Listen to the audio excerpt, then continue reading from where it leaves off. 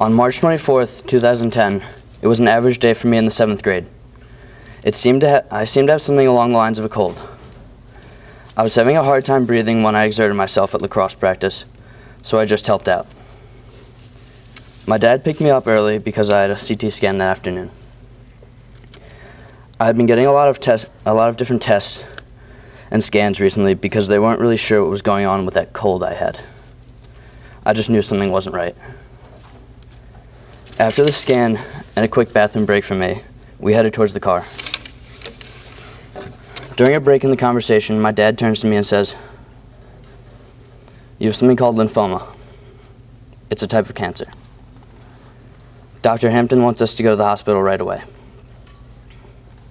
It didn't exactly hit me because 2 minutes later, I looked over to my dad and pointed to the Red Lobster sign.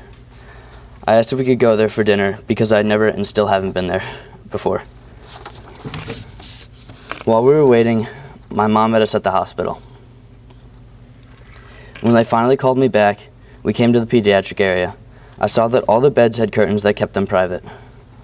But as soon as we walked through the doors, the nurse led us to a private room in the corner with one bed in it. They were putting down the shades on the windows. As I walked into the room, I saw a man. He had a stethoscope around his neck, with a clipboard in hand.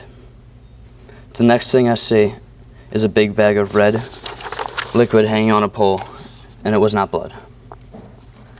I had been starving when we arrived at the hospital, but at this point, I lost my appetite. The man had introduced himself to me and told me that in that bag was daunorubicin, a type of medicine they use in chemotherapy. He says, "This will only feel like a pinch," as he sticks an IV into my arm. It then hit me about how serious this was. The next thing I knew, I was waking up in a new room, and I was covered in IVs. I looked over and saw my dad outside the room. He was with a man. The man was talking to my dad about how I was scheduled to get a biopsy on the tumor in my chest within an hour. He told my dad about what could and would go wrong while I was in the operating room. After that, my dad walked in the room crying. He had on a face of defeat and agony. I then said to him, "Everything's going to be okay," and I promised him that. He looked up at me and I saw hope in his eyes. I knew that in that exact moment, hope and staying positive was all I needed to overcome cancer. That promise from me to my father helped me to grind my way to the end. Although the treatments are long and nothing seemed to go your way, I learned how to celebrate the little successes throughout it all and to make the best of what you have. You may look at the situation and say there's nothing positive in having cancer and going through chemotherapy. Or you can say, let's be happy for every step we take forward, no matter how many we are knocked back. One of the little girls I met at the cancer hospital had lost all her hair, so every time I see her, she had on a different wig.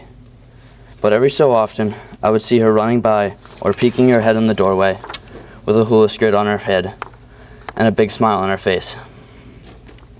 It's times like that show me how keeping a positive attitude is key in overcoming the hardest things in life. Thank you.